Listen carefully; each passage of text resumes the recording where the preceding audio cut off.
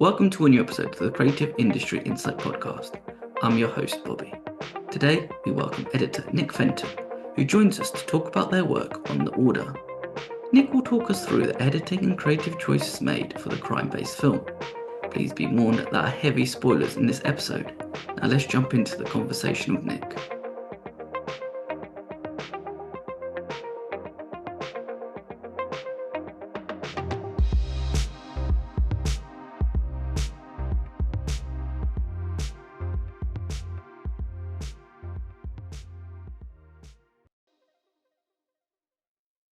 Hi Nick, thank you for joining me today. My pleasure, Robert. It's great to meet you.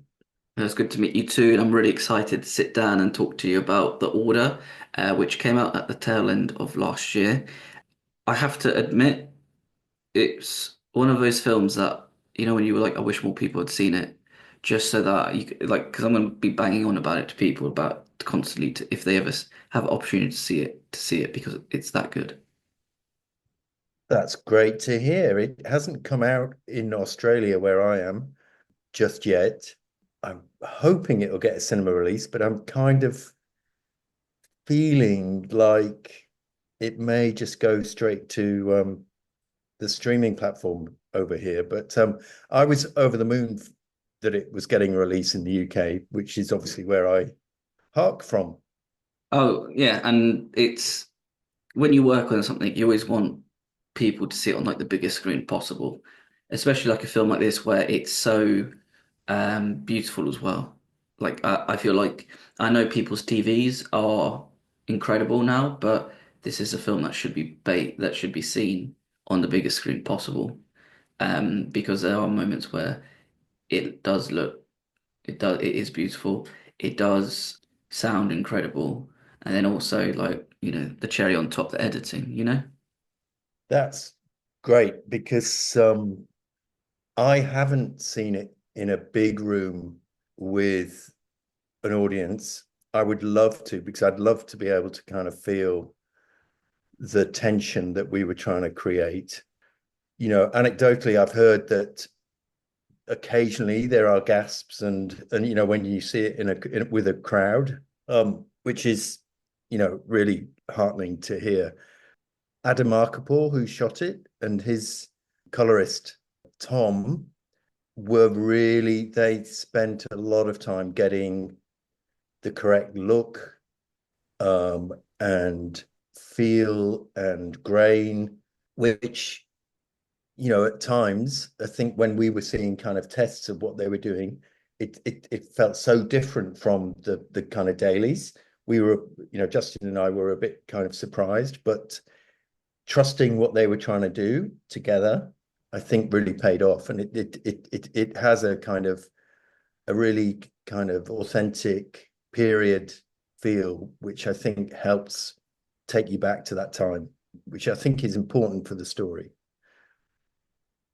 Yes, and especially like when you're watching a film that's period piece, I think as an audience member, it's very easy to, if something's like slightly off in terms of look, then you could be like pulled out of it. But I think with the way that it's been graded and shot, it has its like really nice sort of moments, and you also capture like the surrounding area as well beautifully because it's I don't know, I just find it's very for like a sort of like a for like the subject type of film, it does look beautiful.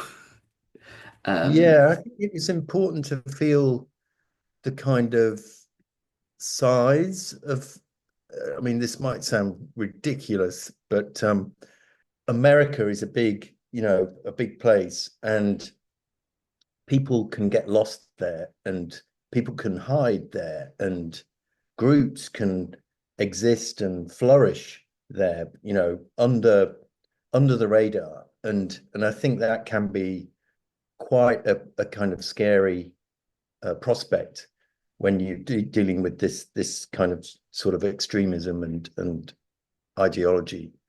So yeah, that sense that this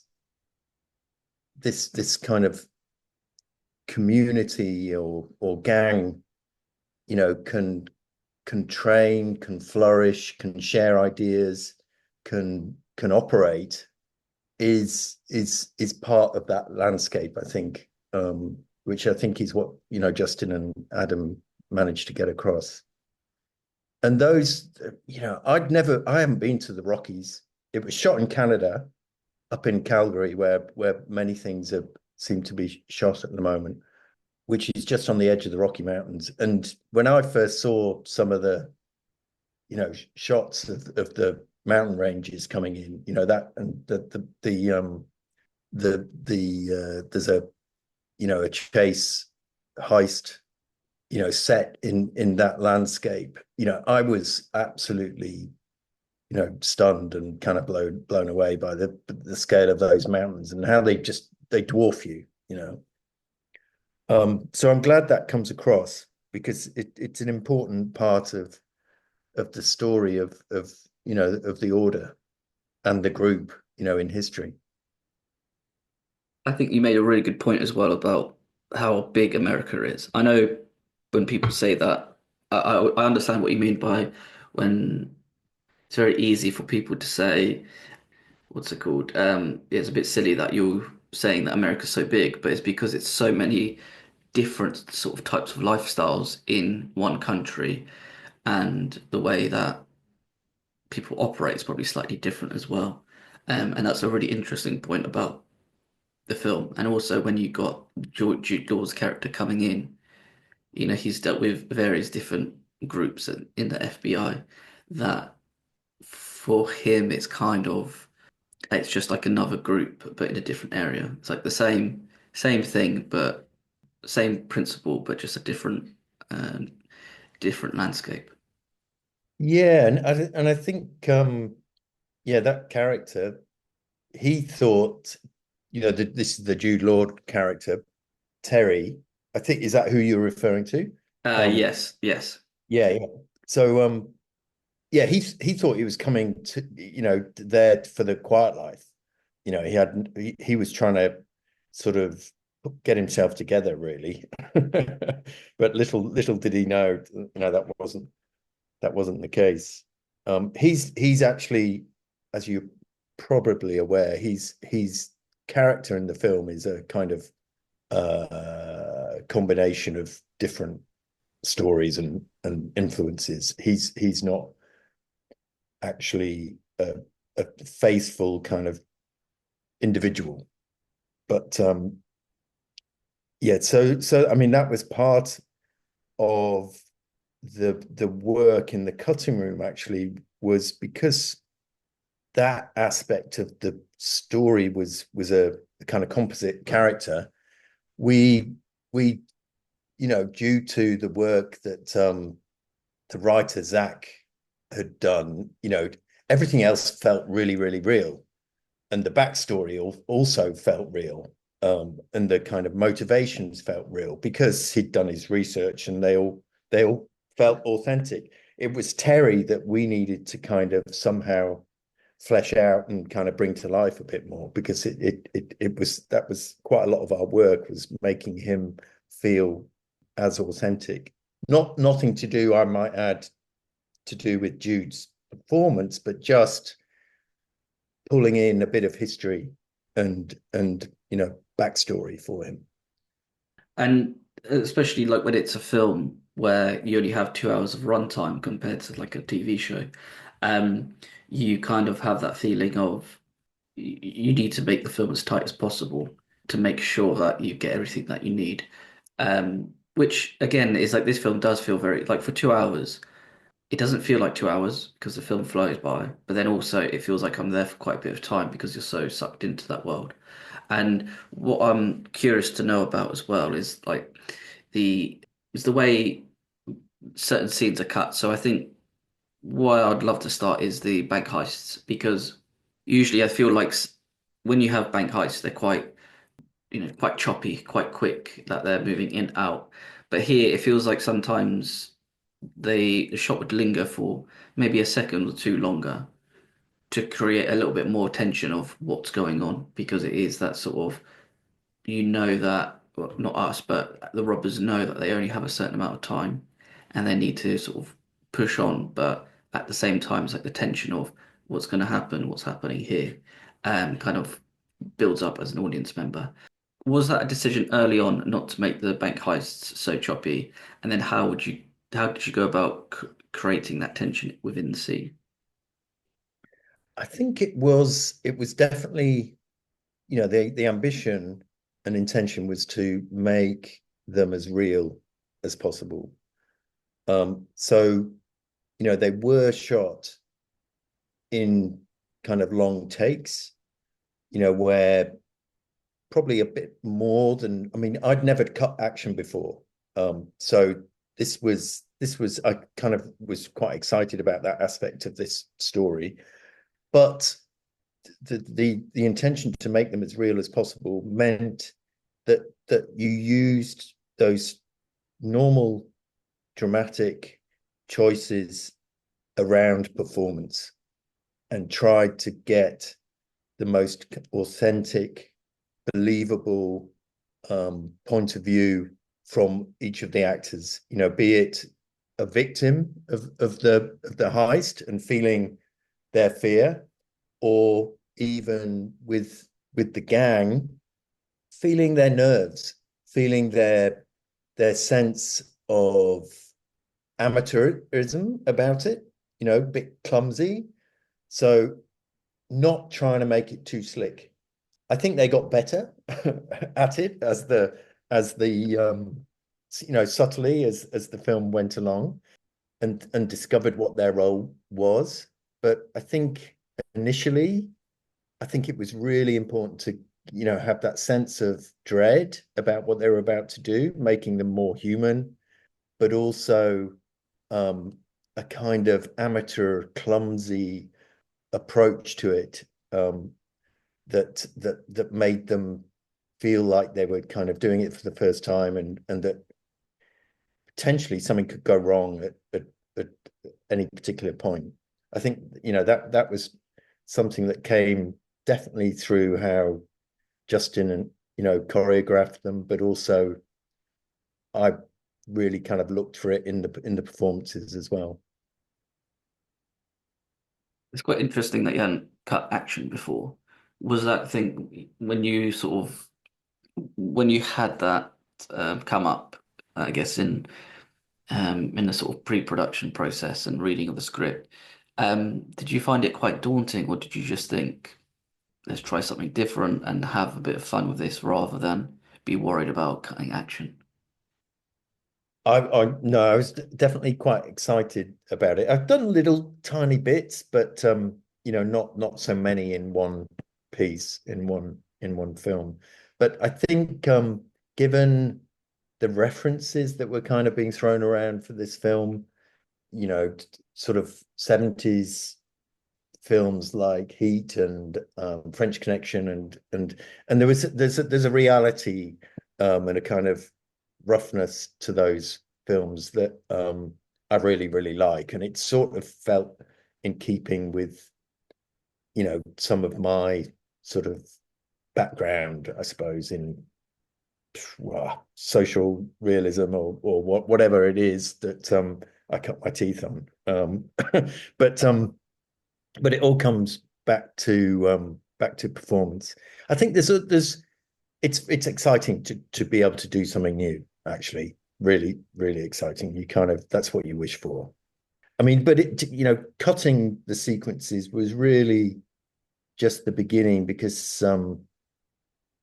the sound, Andy Neal and James in the sound room, in the mixing room, they created amazing kind of believable tracks as well that we could play with, which was, in terms of gunfire and fights and, all that sort of stuff is really, really crucial, as well as the kind of Foley, the father and son team in Melbourne, Steve Burgess, who does he interestingly does loads of Chinese martial arts films, and he's like a Foley master, and so giving them the opportunity to do something slightly less heightened and more real was also amazing, and a big part of that. And then what you never really know what you're going to get is when Jed kind of puts some music on, because that he always sees something else, something unpredictable, and and always finds sounds and rhythms that you don't quite expect, that pull something else out. You know, they don't just complement the images or kind of drive it or make it too quick. There's something emotive and emotional in there that's always quite special to kind of enhance. I think like the post as well, part of it, where even though we're talking about how you cut scenes, is also the other stuff that people add into the pot as well. And especially with something like what is the word? When you have sound, because sound is so important, but then also I can imagine that once you've cut a scene and then they've added their parts into the film, into the scene, I can imagine that sometimes it might just change and tweak just a little bit, so that when you're sort of done your scene and then they've added in sort of certain gunfire or even like heavy breathing, for example, I can imagine that sometimes you look back and say, actually, cut it here, cut it there. Does that ever happen when you're in the editing suite? I tried to put as much pressure on the image and the sound that I've got at my disposal as possible. So, you know, there is that sense of often music and a fuller kind of sound track design, you know, having a tendency to speed things up. But it wasn't the case in this instance. Actually, it was, you know, everyone was kind of serving the same purpose and not trying to, I suppose, not trying to overshadow everything else. It was really a kind of, you know, making sure it complements what's already there, which I think was good. You know, and often you're in the mixing theater and you're in a kind of enormous room with an amazing sound, and there is a tendency to want to throw, you know, everything and the kitchen sink at it. And you do go through that. You go through that process, and just sometimes just kind of bring things back because it's overwhelming, the performances and what's happening visually. So it's a process that where you hopefully have time to kind of experiment. And it's interesting to hear though that the your craft and how you're saying about focusing on the image and how much you can get from it, but then also how everybody doesn't want to overshadow one another.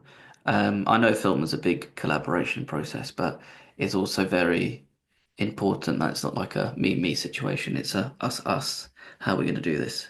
And and that's what I love as well. That's what I love to hear. I love the sort of, I guess that's the sort of behind the scenes of how people are working and how things are made and how you're all serving the story and the image on screen, but then also adding your own little taste to it as well. And especially when it comes to, so, you know, going back to when you're saying about not doing as much action and being quite excited about it. Personally, I think that'd be quite exciting as well because, oh, what did you do today? Oh, I was cutting a scene where they were robbing a bank and they were robbing the big cash truck, and it's really cool when I can get to see all this stuff happening whilst, you know, putting it all together.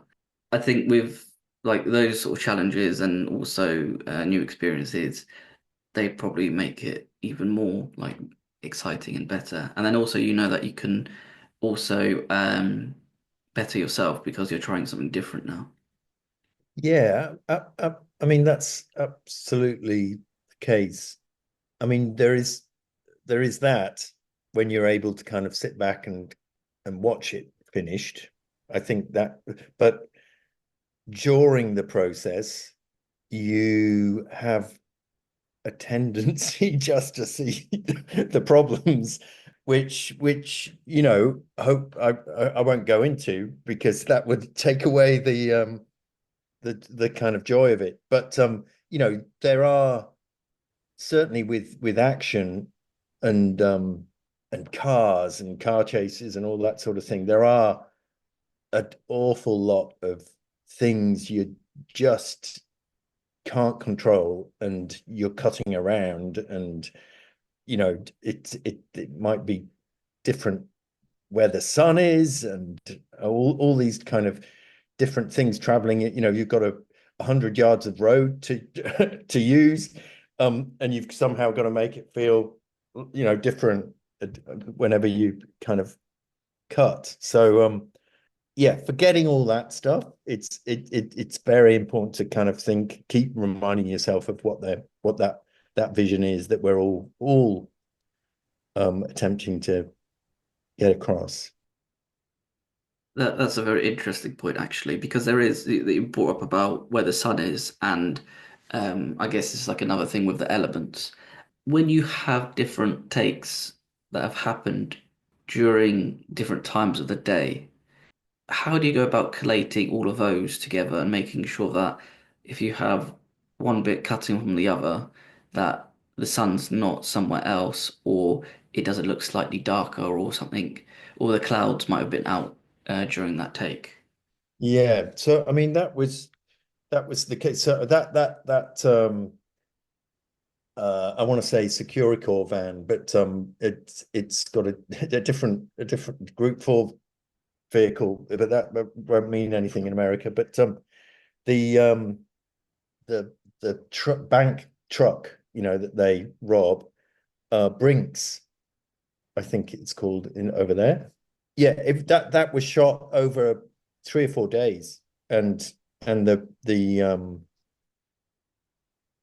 thing, one of the real things I kind of struggled with for a short time with it was how slowly the truck was going. It felt like, oh my God, how are we going to make this work? It just feels like it's going, 10 miles an hour. So, you know, in terms of how to organize it, there was no storyboards as such in this, I don't think.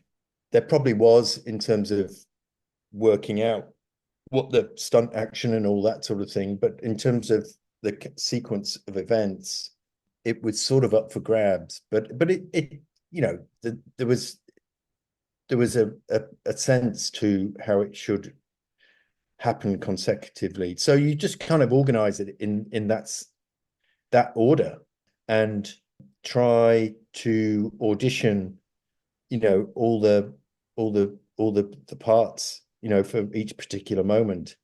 And and gradually you realize what doesn't work, and where you can jump through the action quickly without it feeling like you've missed anything.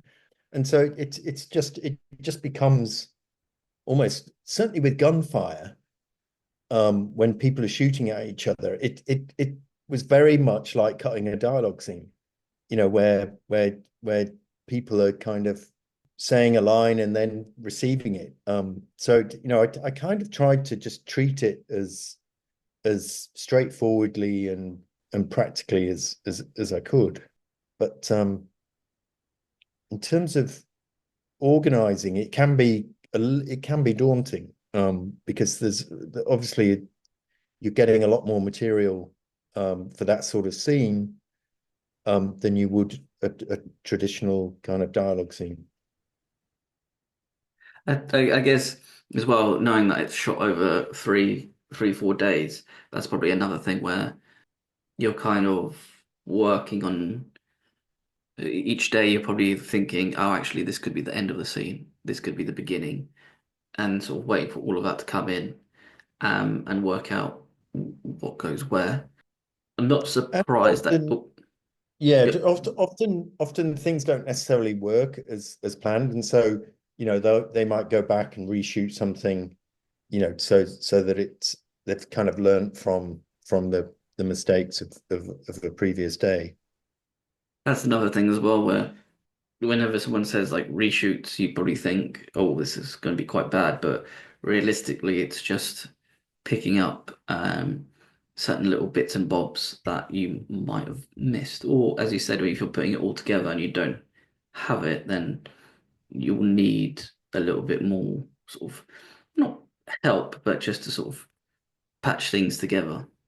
But I mean, certainly, I mean, those are the most expensive kind of days of the shoot as well. So, you know, if you have an instinct that something's not going to, you know, hasn't quite worked as intended, then you have to do it straight away, you know, the following day. So, but it's I think, you know, I wasn't on set, but it's very much down to kind of planning and you know the quality of the people doing it. You know, the drivers, the the stunt people, and you know the art department as well. Kind of, you know, making everything as real as possible and not having that intention of kind of real effects happening on, you know, on set, in on location, as opposed to we'll add,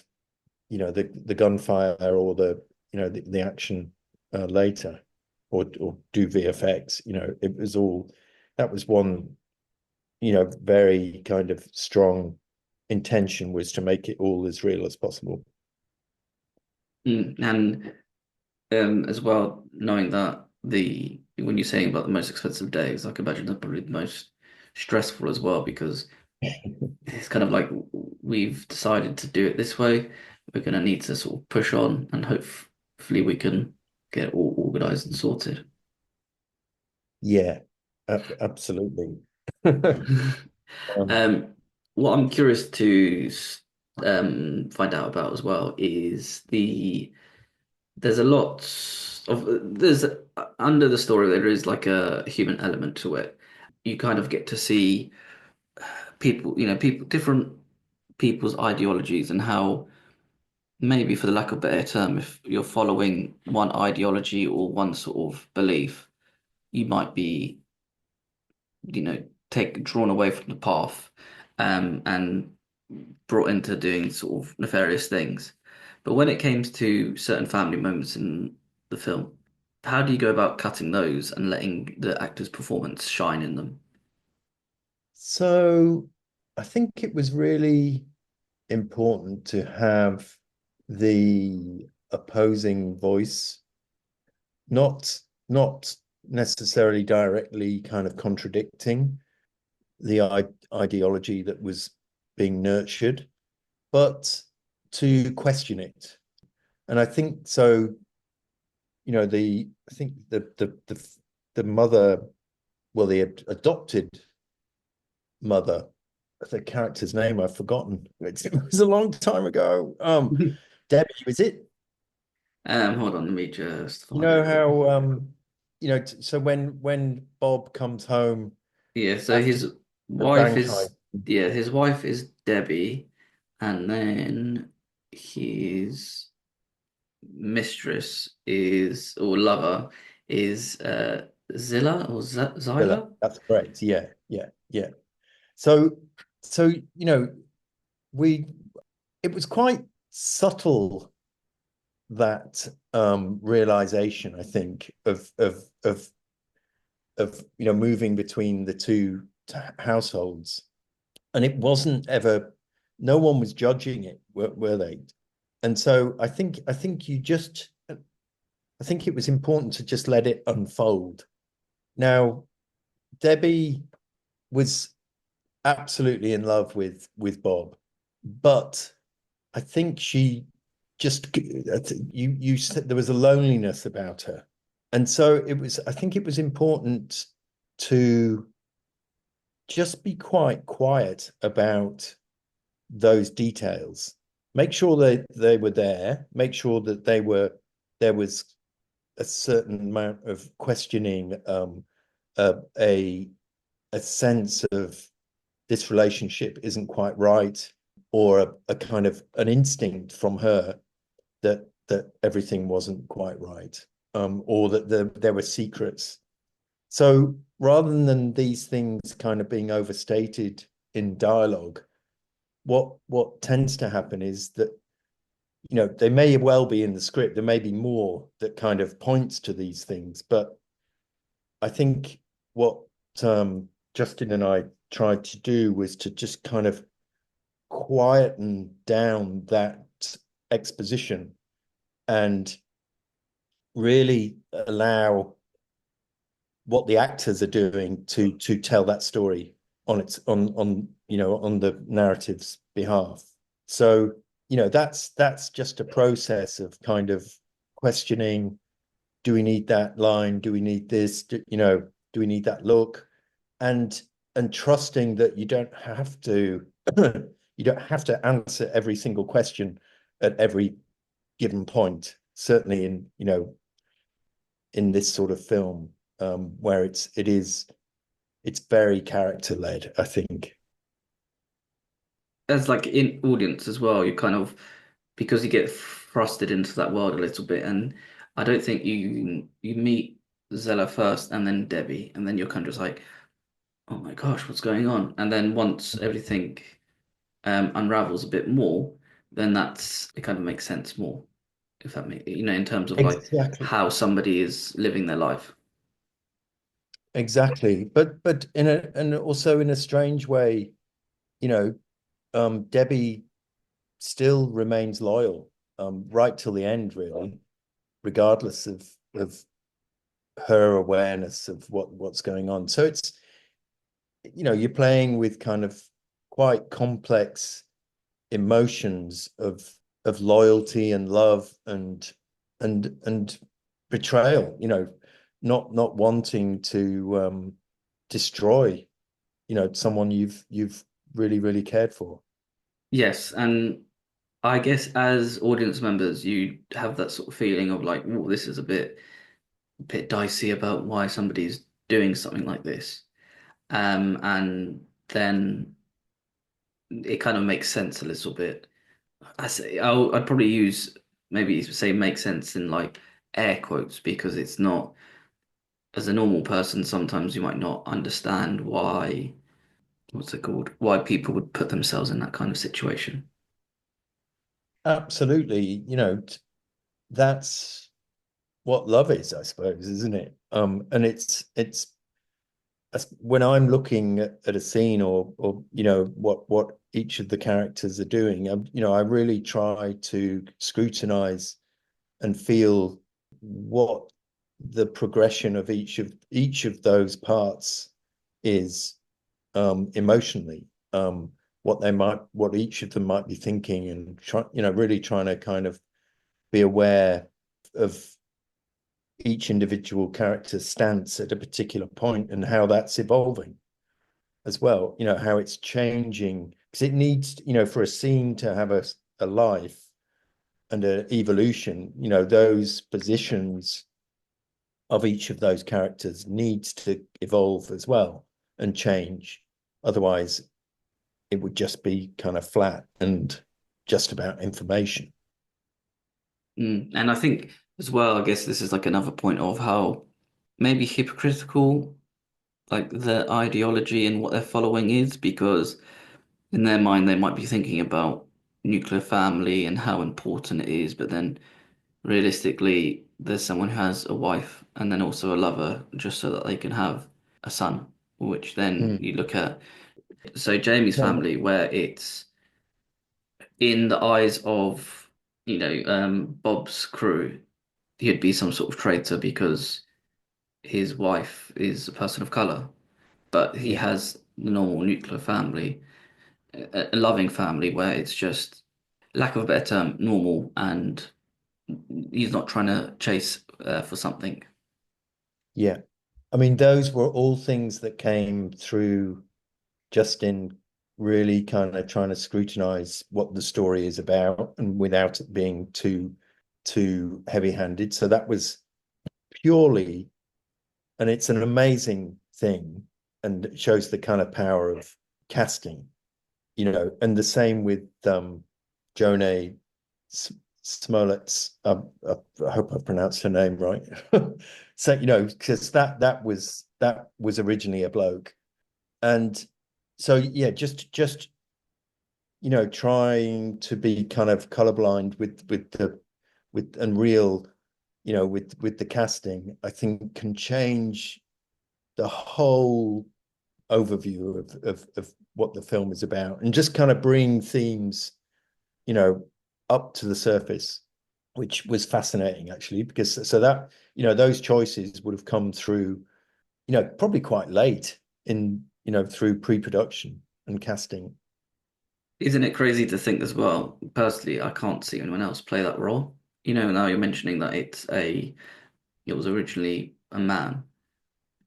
I think what she brings and like the sort of fire energy and like the no shit nonsense basically. Yeah, I can't imagine anyone else playing that role now. Absolutely. Well, that's great to hear that, because that's what you want. You kind of want everything to kind of feel like it was always meant to be, and ultimately the result is kind of greater than the sum of its parts. And it's also those are the moments where even before you've even shot a second of film, those decisions of like, is this going to work? Could this work? And then it does work. And it must be like, as like a, especially with like a casting director. Again, I don't know what the conversations were, but even if they had a casting director who said maybe you should look at this person rather than all these people, and I guess that's how they earn their money by finding Absolutely. all these people. No, that's so true.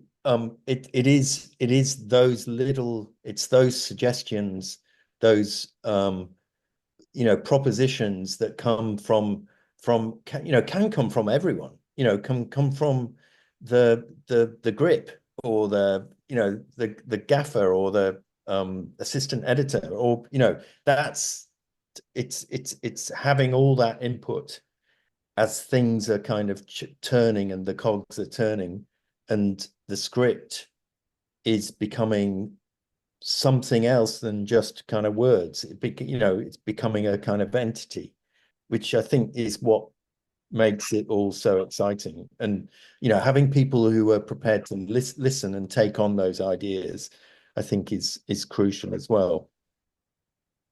Yes, and I think it's amazing though as well, just again, as I said, it's a collaboration process making a film, but it's also the just how one little thing can, that one little domino can affect something later on completely, and people either enjoy it or dislike it. Yeah, which is sort of crazy, especially I guess Mhm. in life as well. I've got two more questions for you. The first one is, I mean, sorry, my penultimate question is, what was the hardest scene to edit? Well, without exposing things too much, but the it was definitely the fire at the end, with just trying to find a believable shape to that, and finding something that was a true not only reflection of what happened, although the film doesn't really, it's not completely true, but just finding something that is believable in terms of that turn of events, and that sort of siege like um opportunity for the SWAT team, and all that sort of thing. The danger is that those sorts of set pieces just become about the action, as opposed to the kind of human story that we were trying to get across. So yeah, that was tricky. That standoff, with Terry on the staircase, and Bob, in the bathroom, under really believing. So what, how what would you do? That was tricky. I think it's like what I really love about that scene is a very solid choice, and I can imagine it's very difficult because there's so many elements. Because as I guess average audience member, you'd have this is like the big showdown finale scene. oh, excuse my language, shit's about to get real. And Mm, with how many like the cachet of arms that they have there. mm, But it's also that's the sort of moment where, Bob's character is kind of I feel like he's just like I don't know what I've done. What am I doing? This is like the sort of you've reaped what you've sown now, and he kind of doesn't know how to get out of it. And then you've got Terry, Jude Law's character, when he storms in bravely into that fire to save him, to say like it's fine. Well, not fine, but it's that he's coming to get him rather than just get absolutely demolished by the FBI.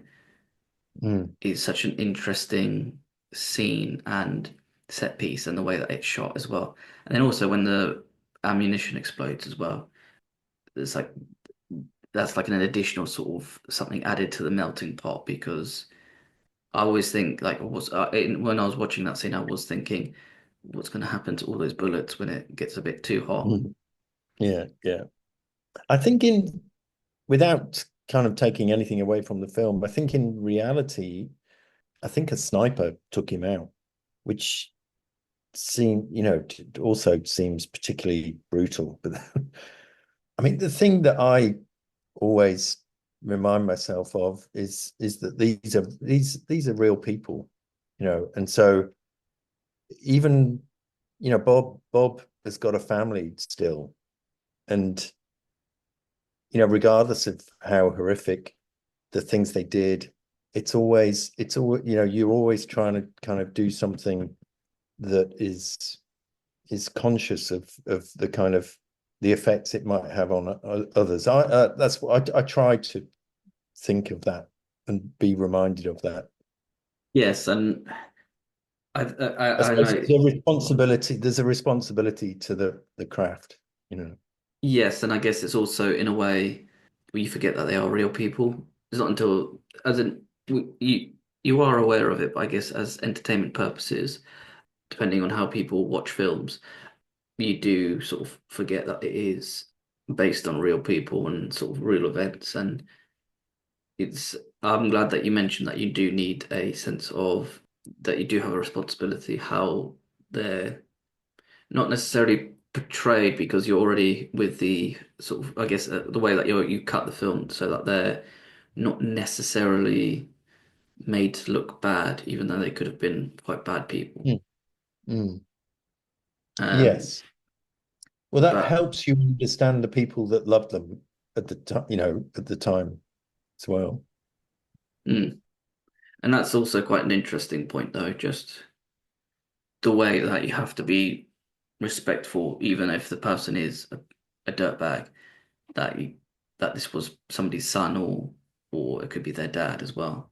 And you see that in a different light. They would see that in a different light. Just to hit you up with my final question, what was your favorite scene to edit? Interesting.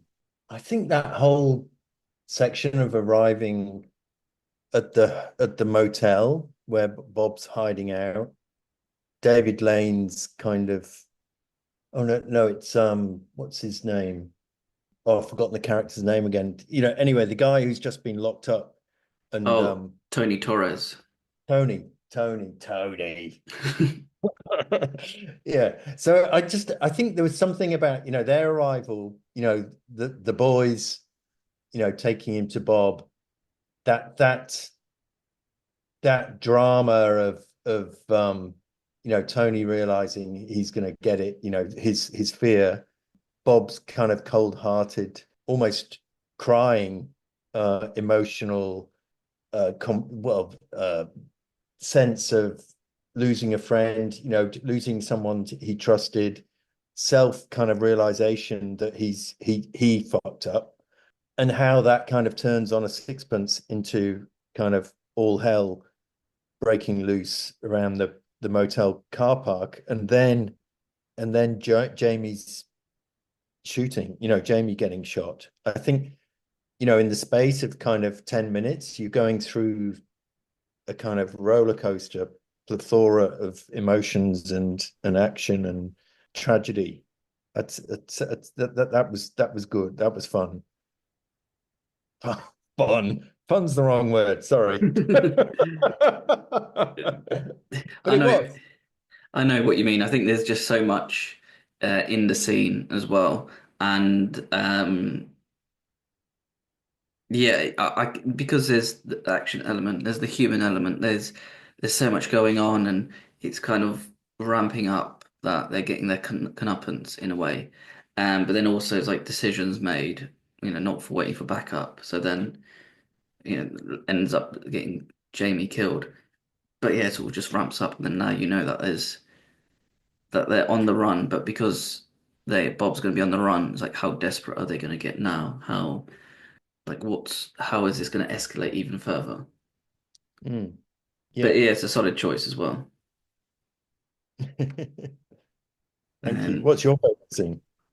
do you know what? I think I quite like the opening scene, just because you are thrusted into this world, but then also it's like the Mark Maron talking about what's going on, and Hmm. then having the guys go for this fake hunting trip to kill someone. You kind of like that's when you sort of understand what the world is and what you're stepping into.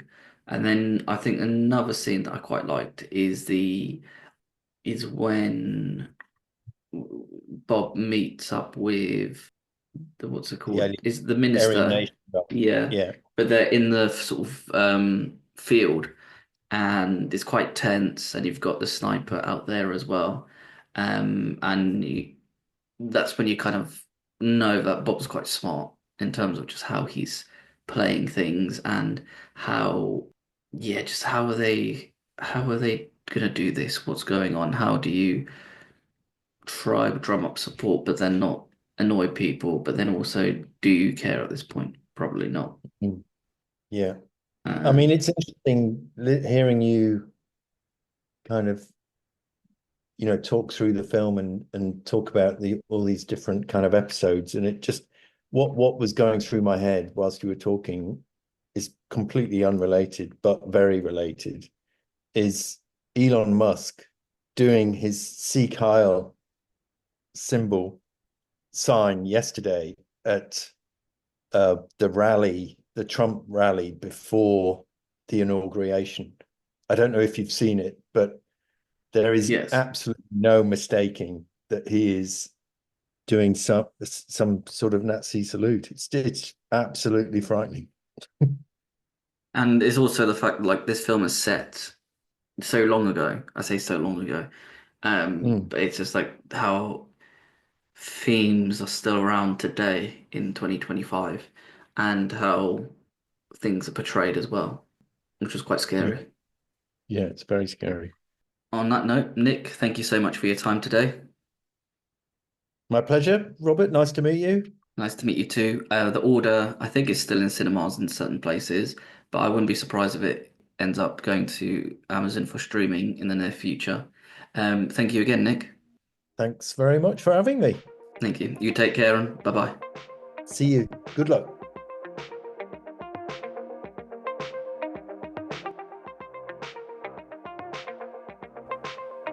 Thank you for listening. Please subscribe, rate, and review this podcast.